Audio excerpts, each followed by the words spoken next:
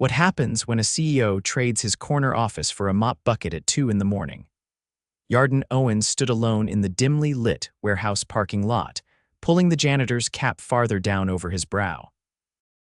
The night air was thick with humidity, and his back already ached from the 5-gallon mop bucket he'd hauled out of the supply closet earlier at the main office. But he didn't care. He needed to see this for himself. He'd bought the company 9 years ago, when it was half the size it was now. 19 warehouses across 3 states. Business was good on paper. But lately, something had been off at the East Side facility. 3 missed shipping deadlines in 1 month. 2 burned-out conveyor motors, and then a letter from an old employee. Not an official complaint, just a handwritten note mailed to headquarters that said, "No one's listening anymore. People care, but they get shut down." He didn't want to rely on filtered reports from his district manager anymore. He needed to see the floor, the night shift, the real heartbeat of the place. That meant scrubbing floors and emptying bins undercover. Nobody at Eastside had ever met him. With over 700 employees across all locations, and only district and store managers funneling information upward, it was easy to stay anonymous. A wig, glasses, a fake name, Joe, and a work order from a third-party cleaning company sealed the deal. He stepped through the back entrance at 11:45. The air inside hit him like a furnace. It was hot uncomfortably so. He'd read that machine areas ran warm, but this was something else. "Hey, you the new janitor?" A voice barked from a catwalk above. Yarden glanced up.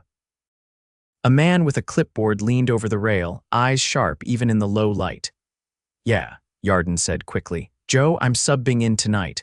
"Fine, break rooms down the hall. You mop the east wing and stay out of the line zones. Don't touch the machines, got it?" Yarden nodded. "Got it." The man disappeared into the shadows. No name given. No welcome. Yarden rolled his bucket down the corridor, passing rows of humming line equipment. The further he got, the louder the rattling grew. He paused. One of the machines near the wall buzzed like an overworked air conditioner on its last legs. A young guy, early 20s, stood nearby, wiping sweat from his forehead. "You good?" Yarden asked. The kid looked startled. "Yeah, just hot. These belts get real touchy when they overheat. We've told Mr. Greeley, but..." He trailed off. "Who's that?" "Facility manager," the guy said, glancing around before lowering his voice. "He says it's within tolerance, but I've seen belts snap when they get like this." Yarden frowned. "Name's Bryce," the kid added. "You knew?" "Yeah, just filling in." "Joe?" Bryce nodded. "Well, don't trip over anything. Place gets real sloppy at night." Yarden pushed his cart farther down the hall, watching Bryce return to his station. He noticed the fans most were unplugged or pointed at the wall. One large floor fan was tilted up, doing nothing. He kept his head down and started mopping, but his ears stayed open. Around 1 in the morning, he passed the break room. A woman with a ponytail sat alone, eating an energy bar, her hair soaked from sweat. "You work here?" Yarden asked, wiping his forehead. She looked up. "Yeah, line 2. "Night shift lead, I'm Leona." "Joe, janitor." She gave a tired smile. "Welcome to the sauna." "Always this hot," Leona sighed. "Not always, but we've had 3 cooling fans out for 2 weeks. Greeley keeps saying they're on order, but I don't think he's made the call. Said last week we need to toughen up." Yarden clenched his jaw. "That's safe. With the machines?" "No," she said flatly. "But if you say too much, you get your hours cut. Ask Bryce." Yarden felt something twist in his chest. He'd always told himself his company treated people right. But this felt wrong. He finished his shift quietly, logging every overheated belt, every unplugged fan, every exhausted face. At 4:15, he passed one of the motor units just as it sputtered and choked to a stop. Sparks flashed briefly. Bryce ran over, slamming the emergency switch. "Second one this week," Bryce muttered, sweat dripping from his chin. "It's not going to hold much longer." Yarden watched as Greeley finally appeared from the back office, clipboard in hand. "Just reset it," the manager said. "It's fine." Bryce hesitated. "But the heat," "I said it's fine," Greeley snapped. "You're not an engineer, kid. Get back to work." Yarden stood frozen, mop in hand, as the hum of machines swallowed the silence again. Something was very wrong here, and he wasn't going to stay quiet. By the second night, Yarden had stopped trying to convince himself this was just a one-off issue. He arrived 15 minutes early, wearing the same faded gray coveralls and carrying a dented thermos filled with gas station coffee. No one said much when he walked in, just a few nods, a passing glance from a woman stacking boxes near the dock. The place had a rhythm, but it pulsed with tension. He stayed away from the line zones as instructed, but kept close enough to observe. The same fan was still pointed at the ceiling. The air felt heavier than the night before. He wondered how many people had filed maintenance requests and how many had been ignored. Near the packing tables, a middle-aged woman with a noticeable limp was shifting boxes from a pallet to a conveyor. She paused to rub her lower back, then continued without looking up. Yarden approached, careful not to interrupt her rhythm. "You okay?" he asked, wiping sweat from his temple. She kept her eyes on the box. "Been better. They cut our crew down last month. Used to be 4 on this line. Now it's just me and Jorge." "Why the cut?" "No reason they'd give us. Said it was just a temporary adjustment. That was 3 weeks ago. I'm Denise." Joe, she didn't ask anything else, just nodded and went back to work. Yarden turned away as Jorge returned from the far end of the line, dragging a bin that looked far too heavy for one person. His shirt was clinging to his back. He didn't speak, just gave Yarden a tight glance before lifting the bin onto a cart. At break time, Yarden walked the length of the east corridor, pretending to search for a fresh mop head. In truth, he was watching who disappeared behind the office door. The door was cracked open. He kept walking, didn't want to push his luck yet. But he caught a glimpse of Greeley sitting behind a desk, laughing into his headset, feet kicked up back in the main hall. Bryce was kneeling beside a conveyor, adjusting something with a wrench. His hands were black with grease. A girl about 19 hovered nearby, fidgeting with her gloves. "You're new," Yarden said quietly as he passed. She blinked. "Yeah, first week. I'm Tasha. You training with him?" She nodded. "He offered. My supervisor didn't say anything. Just pointed at the line and said keep up. I didn't even know where the emergency stop was until Bryce showed me." Yarden's jaw tightened. "No orientation," Tasha shook her head. "They said I'd get one next month, after probation. That wasn't company policy, not even close." Suddenly, a loud clatter rang from the far side of the floor. A bin had tipped over, spilling metal brackets across the walkway. Bryce stood up quickly and jogged over. Tasha followed. Greeley appeared seconds later, face red. "What the hell is this?" he barked. "Just a spill." "Bin was overloaded," Bryce said, already crouching to gather the parts. "Then don't overload it." "I didn't load it." "Don't get smart with me. You're on warning." Yarden watched Greeley turn on his heel and disappear back toward the office. He didn't help, didn't ask if anyone was hurt. Just barked, blamed, and left. He waited until the others were gone, then knelt beside Bryce. "That happened a lot." Bryce didn't look up. "If something goes wrong, it's your fault. Even if it isn't." That night, Yarden skipped his last break and wandered to the back corner of the facility where the old inventory cages were stacked. He needed space to think. Everything he was seeing painted a clear picture: low staffing, unsafe temperatures, no onboarding, and a manager who ruled by intimidation. He pulled out a small notebook from his back pocket and flipped it open. He wrote down names, not to punish, to remember: Denise, Jorge, Tasha, Bryce, Leona. The people holding this place together weren't being led. They were being ignored. Just after 3, the power flickered. The lights above the east wall blinked twice, then returned. A second later, a loud popping sound echoed from the motor housing near packing line 3, then silence. Half the line shut down. Red lights flashed. Workers froze, unsure what to do. Greeley stormed out of his office, arms raised. "Why is that machine down?" Bryce stepped forward. "It's the motor, same one we've been reporting. It overheated and blew the fuse. I told you to cycle it manually." "I did. It's fried. Smell the housing, it's cooked." Yarden moved closer, standing behind a stack of crates. He could see the smoke curling from the vents of the motor casing. A burnt plastic stench filled the air. Greeley stared at the smoking machine, then turned on Bryce. "You're running your mouth again. That's 2 warnings." "That's not how warnings work," Leona said from behind him. Greeley turned. "Excuse me, you can't issue write-ups for speaking up. And you sure as hell can't ignore a fire hazard. Go back to your line, No, people were watching now. Even Jorge had stopped moving. Yarden stepped forward, clearing his throat. "Where's your safety officer?" he asked. Greeley blinked. "What? Your facility safety officer. Who's logging the incident?" "I don't know who you think you are, buddy, but you're not here to ask questions." Yarden pulled the ID from beneath his coveralls and held it up. The room fell silent. "My name is Yarden Owens," he said calmly. "I own this company." Greeley's mouth opened, then closed. A few workers stepped back. "I've been here 2 nights," Yarden continued. "I've seen enough to know this facility is out of compliance. I've talked to employees who haven't had proper training, who are working in unsafe heat, and who are being threatened for speaking up." Greeley tried to speak, but Yarden cut him off. "You let a known overheating motor run until it failed. You ignored multiple requests for cooling repairs. You've created a climate where people are afraid to talk. That's not true. Just don't." Yarden looked at the team: Leona, Bryce, Denise, Jorge, Tasha, each one frozen between fear and hope. "I want you all to take a 15-minute break. Hydrate. Sit down." "I'll be back," he turned to Greeley.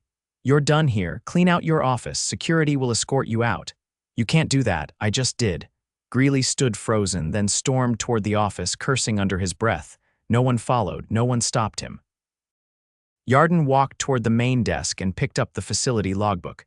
The last maintenance order was scribbled in pencil, 2 weeks old, unsigned. He turned to the nearest worker, whose second in command here. Leona stepped forward slowly.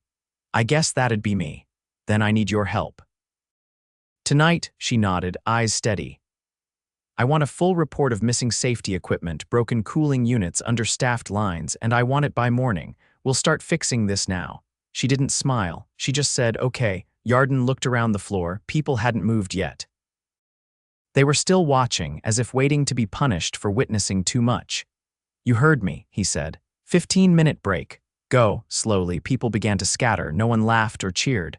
They just moved, shoulders a little straighter, eyes no longer dragging toward the floor. Yarden stood alone for a moment, letting the weight of it settle. He hadn't just uncovered a broken motor. He'd uncovered a broken culture, and he had no intention of walking away. By the following night, the East Side warehouse felt like a held breath. Word had spread. Not loudly, not in the way things normally did, but in quiet glances and hushed exchanges between shifts. Yarden arrived wearing no disguise this time, walking through the same back entrance he'd mopped his way through 48 hours ago. No clipboard, no pretense. The air remained stifling.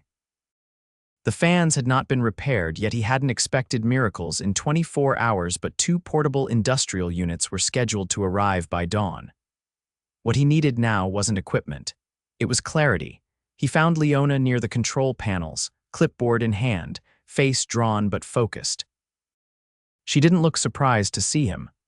"I stayed after my shift," she said plainly. "Got the locations and dates of every overheated belt, every skipped maintenance report, every fan that's been down longer than 72 hours. I also marked where we're short-staffed by more than a third." She handed him the clipboard. Her handwriting was precise and unflinching. "You didn't have to stay," Yarden said. "I know," she replied, "but I couldn't leave any of this out. You asked for the truth." He nodded, scanning the pages. Some sections had underlined notes like the skipped safety audit from 3 months ago, with a line that read, "Signed off by Greeley. No inspection occurred." "Who else knew he was skipping audits?" Yarden asked. "Only the leads." "He told us to keep quiet," said corporate didn't want to hear about every little thing. "And if we flagged it, he'd find other people who could follow orders." Yarden didn't respond. He didn't need to. He'd already called HR earlier that day to flag the East Side facility for a full compliance audit. It was scheduled for Friday, but that was paperwork. Tonight, he needed to deal with people. He walked the floor, clipboard still in hand, and stopped by the pallet staging area. Jorge was there, lifting stacked cartons with a slow, practiced rhythm. No wasted movement, but the strain on his face was unmistakable. "When's the last time you had a second pair of hands here?" Yarden asked. Jorge didn't stop moving. "Couple weeks now, since they pulled Marcus to cover the back docks. Did anyone tell you when they'd replace him?" "No. I offered to move slower for safety. Greeley said if I couldn't keep up, he'd rotate in someone who could."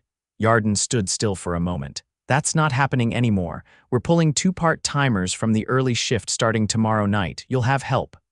Jorge didn't say thank you. He just nodded once and kept working. Yarden understood. Gratitude didn't come easy when your body had been ignored for too long.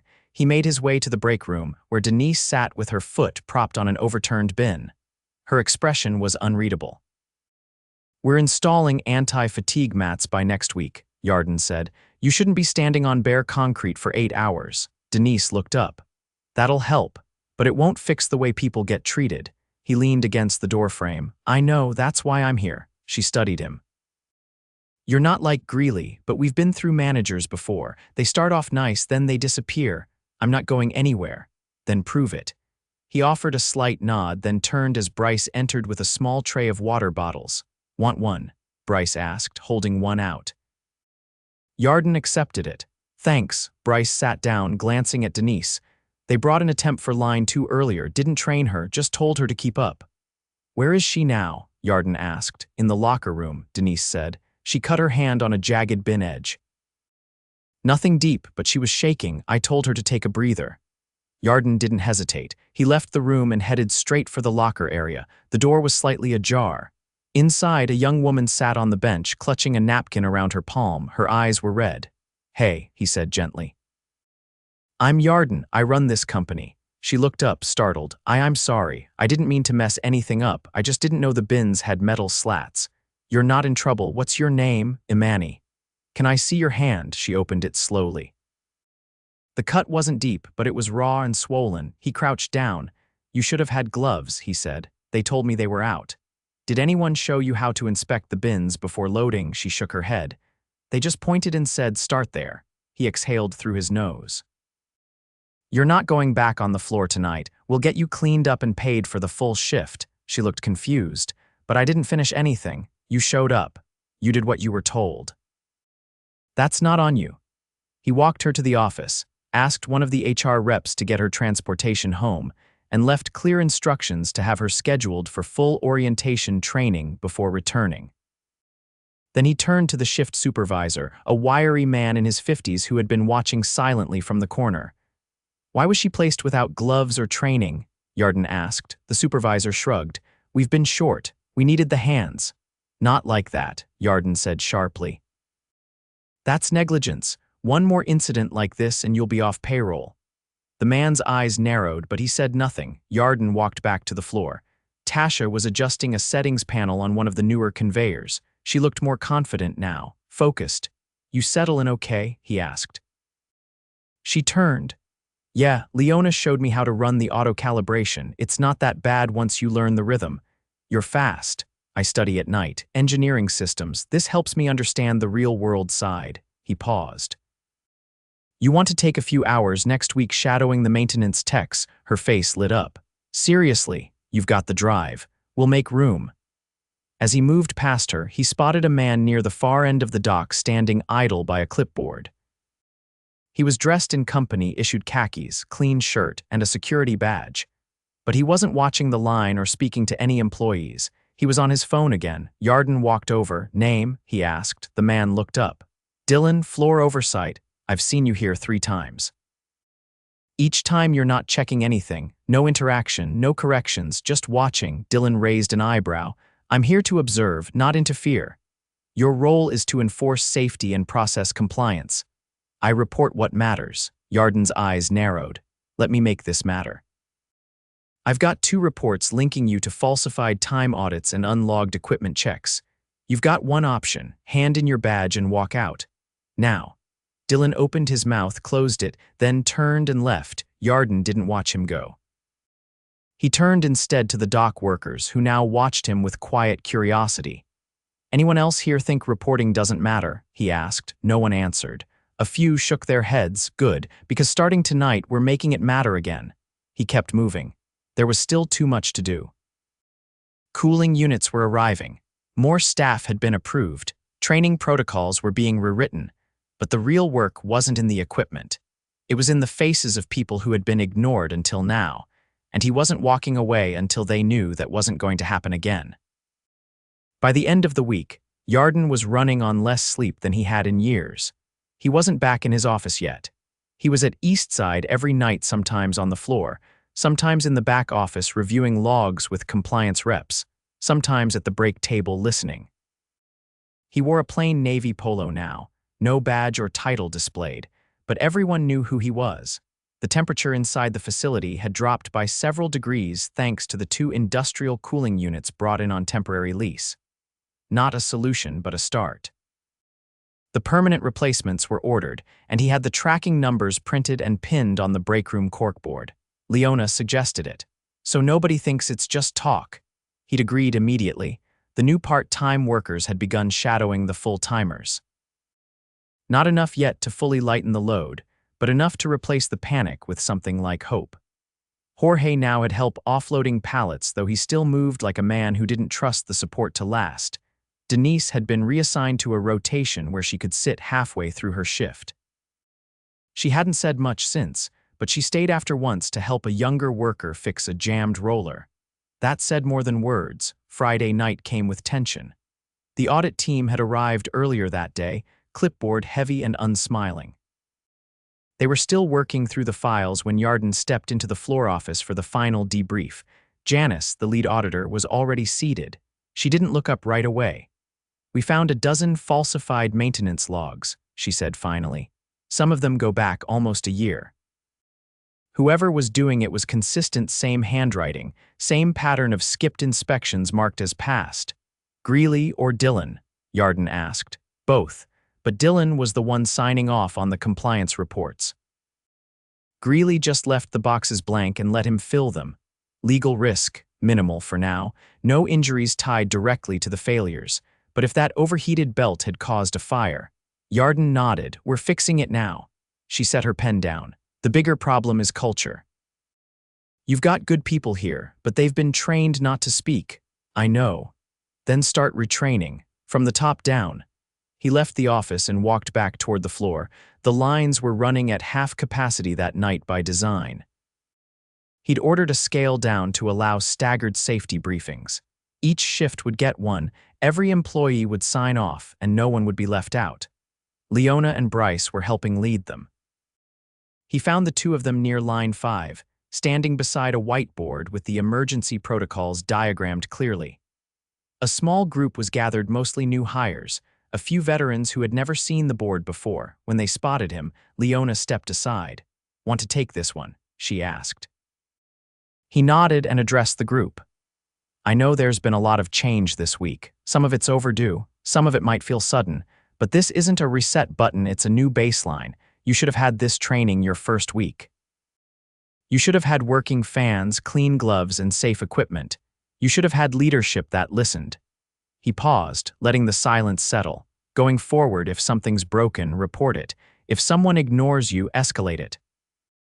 And if you're afraid to speak up, that's a failure on us, not on you."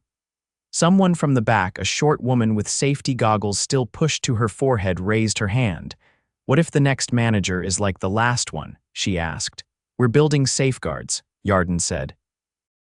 "No one will have unchecked control here again. Every facility manager will be reviewed quarterly by a rotating compliance team. No one reports to just one person anymore." Another worker asked, "What happens if someone retaliates?" "Zero tolerance. Documented, investigated, and if it's confirmed, terminated." He didn't flinch when he said it. A young man near the end of the row, arms crossed, tilted his head slightly. "You're saying we can trust this place now? I'm saying we're going to earn it," Yarden answered. Day by day, the group dispersed quietly after the session. Some lingered to ask questions. Others returned to their stations. The mood was still cautious but no longer silent. Later that night, as the shift progressed, he sat with Bryce in the break room. The younger man had grease under his nails and a deep line across the bridge of his nose from his safety glasses. "You're not just visiting," Bryce said. "No, you planning to do this at the other locations?" "Yes." "Then you're going to need help." Yarden looked at him. "You volunteering?" "I don't want to be a manager," Bryce said, "but I want to train them the right way." Yarden nodded once. "We'll set it up." Meanwhile, HR had finished interviews with the rest of the oversight staff. 2 more employees were quietly dismissed for negligence. One had ignored 3 separate reports of overheating belts and had altered time cards for an extra hour of pay twice a week. The other had been caught mocking a Spanish-speaking worker during line instructions, assuming no one could understand what he said. He was fired on the spot, no warnings. No second chances. When word spread, no one complained. Around 3 in the morning, Yarden walked the floor one last time. He stopped near the control panel of the North Dock, where Tasha was entering system codes for the first time without oversight. "Feels different now," she said, not looking up. "It is." She tightened one bolt on the housing plate, then turned to him. "You know, most people at the top wouldn't do what you did." "I didn't know how bad it was. That's not an excuse, but it's the reason I came down here." She folded her arms. "Are you going back to headquarters now?" "Eventually," he said. "But not until the systems here are rebuilt." She nodded, satisfied. Yarden didn't stay much longer after that. He gathered his notes, checked in with Leona one last time, and left the warehouse just before sunrise. The sky was beginning to pale, and the air outside was cooler than the factory had been all week. As he stood in the parking lot, watching the morning crew trickle in, he made one final call. Not to a manager, not to a vendor. He dialed the company-wide communications officer. "I want new signage in every building," he said. "Big, near the entrance. It should say 'Speak up, be heard, you're protected,' and I want every employee to know who to call if they're not." The line was quiet for a second. "Understood," the voice replied. He ended the call. Yarden Owens had come to Eastside expecting to find equipment failures. What he found instead was a company that had lost its connection to the very people who kept it alive. That wouldn't happen again, not while he was still at the helm.